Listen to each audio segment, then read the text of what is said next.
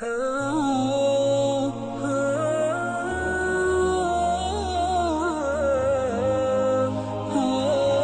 के आजादी के पहले भी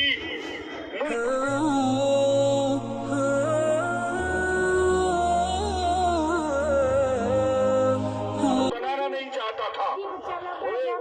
पनप चुका है और वो मुल्क को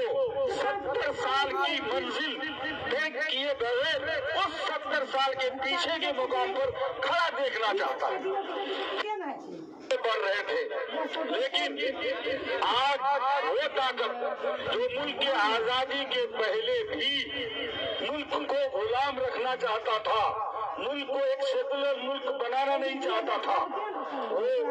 पनप चुका है और वो मुल्क को 70 साल की मंजिल तय किए बगैर उस 70 साल के पीछे के मुकाम पर खड़ा देखना चाहता है। हमारी है तो आज इस कानून के जरिया जो उनका मनसा है कि हमने 1955 के इस शहरियत कानून में तरमीम किया है, तरमीम करने का मनसा उनका साफ है कि पड़ोसी मुल्कों से आए हुए लोग, लेकिन आपको एक मालूम हो कि मुल्क 1599 से 1603 में गुलाम हुआ था, लेकिन इस मुल्क के